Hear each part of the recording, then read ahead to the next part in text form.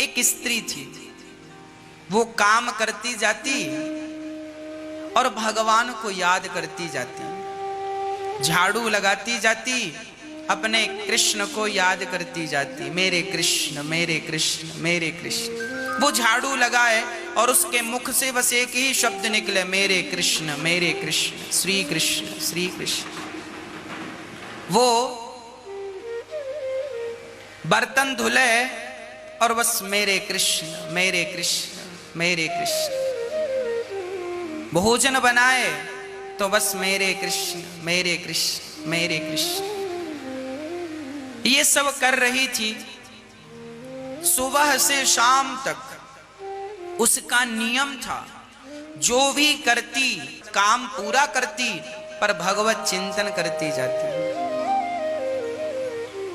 एक दिन वो रसोई में भोजन बना रही थी, अचानक उसके कानों में एक चीख, किसी ने चीखा, पुकारा। वो दंग रह गई, काम छोड़कर दौड़कर आंगन में गई तो देखा उसका बेटा आंगन में चित्त पड़ा है, खून से लथपथ बच्चा है।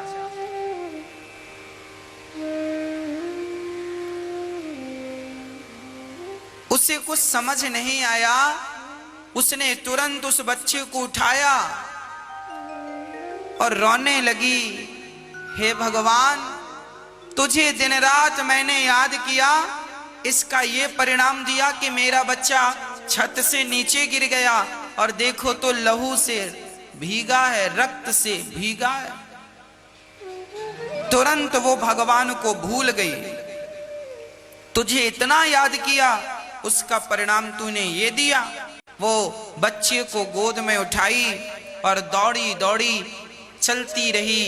इस डॉक्टर के पास देखा, उस डॉक्टर के पास, आगे चलती चलती जब बढ़िया डॉक्टर के पास गई, डॉक्टर साहब अपनी दुकान बंद करके बस जाने ही वाले थे, समय पर पहुंच गई। डॉक्टर साहब देखो ना, मेरा बच्चा गिर गया है, जरा इसे ठीक करो। डॉक्टर ने देखा, चेकअप किया, पट्टी की और बहुत आनंद से डॉक्टर साहब ने कहा, बेटी घबराने की कोई बात नहीं है, अंदर कोई चोट नहीं है, बाहर थोड़ी सी चोट आई है, सो मैंने पट्टी कर दी है, 2-4 दिन में तेरा बेटा बिल्कुल स्वस्थ हो जाएगा। और घर आई। घर आकर उसने विचार किया कि मैंने भगवान को इतना याद किया और मेरे जीवन में इतना संकट आ गया। एक पहलू ये था, सिक्के के 2 पहलू होते हैं। एक पहलू ये था कि वो ये सोच रही है कि मैंने भगवान को इतना याद किया और परिणाम में ये हुआ कि मेरे बच्चे को चोट लग गई। अब उसने दूसरा पहलू सोचा तो कहानी कुछ और समझ में आई। दूसरा पहलू क्या था? उसने सोचा, मैंने कल ही वो सरिया हटवाए, लोहा रखा था, कुछ सरिया खड़े रखे थे, कल ही मैंने वो सरिया हटवाया, आज जहां मेरा बेटा गिरा है वहां सरिया खड़े रखे थे। यदि मैंने कल सरिया ना हटवाया होता तो क्या होता? तब उसने विचार किया कि इतने दिनों से मेरे आंगन में सरिया पड़े थे, अचानक कल ही मेरे मन में ख्याल आया कि ये सरिया हटवाओ। ये जो प्रेरणा थी कि सरिया हटवाओ, ये प्रेरणा उसी की थी जिसको मैं दिन रात याद कर रही थी। उसने प्रेरणा दी और मैंने सरिया हटवाया।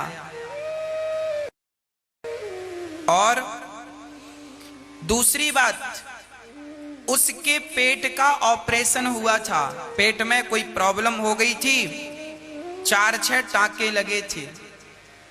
उसने विचार किया कि मेरा बेटा 20 किलो का है, मैंने उठाकर आधा किलोमीटर तक दौड़ी, ना तो टांके खुले ना तो दर्द हुआ, जबकि कपड़ों की बाल्टी उठाकर छत ले जाती हूं तो हालत बिगड़ जाती है। ये जो शक्ति ईश्वर दी, ये शक्ति देने वाला कौन था? ईश्वर वही था जिसको मैं दिन रात याद करती थी। तीसरा, उसने कहा मैंने बहुत सारे डॉक्टरों को देखा, सबकी क्लिनिक बंद हो चुकी थी, शायद वो डॉक्टर जो आखिरी में मिला, शायद मेरे भगवान जिनका मैं स्मरण करती थी, मेरे कृष्ण, शायद मेरे कृष्ण ने ही डॉक्टर को रोक रखा था कि अभी मेरी भक्ता आएगी, उसके बेटे का तुम्हें इलाज करना। इतनी ऊपर से मेरा बेटा गिरा, उसे एक छोटी सी खरोंच ही आई। ये किसका परिणाम था? जिसका मैं जीवन भर चिंतन करती रही, जिसका मैं अहरनिश भजन करती रही, उस परमात्मा की ही ये कृपा थी कि बहुत बड़ा संकट जो मेरे ऊपर आने वाला था, मेरे भजन के प्रभाव से वो बहुत बड़ा संकट परमात्मा ने बहुत छोटे में टाल दिया। यही ईश्वर को याद करने का परिणाम है। हर चीज के दो पहलू हैं। आप केवल ये सोचें कि भगवान ने इतना नुकसान कर दिया ना, आप ये क्यों नहीं सोचते कि इतना ही क्यों, इससे ज्यादा भी तो हो सकता था। इसका अर्थ है कि आप जब परमात्मा का चिंतन करते हैं, मेरी मां, भगवान को याद करते हैं, हर पल परमात्मा का धन्यवाद करते हैं, हे नाथ मैं आपको कभी भूलूं नहीं, ये कहकर जब दो आंसू बहाते हैं तो आपकी वो भक्ति, आपका वो जप, आपकी वो तपस्या मेरे श्याम सुंदर व्यर्थ कभी नहीं जाने देते। इसलिए कहता हूं मेरी मां, थोड़ा सा समय निकालकर भगवान को याद किया करो।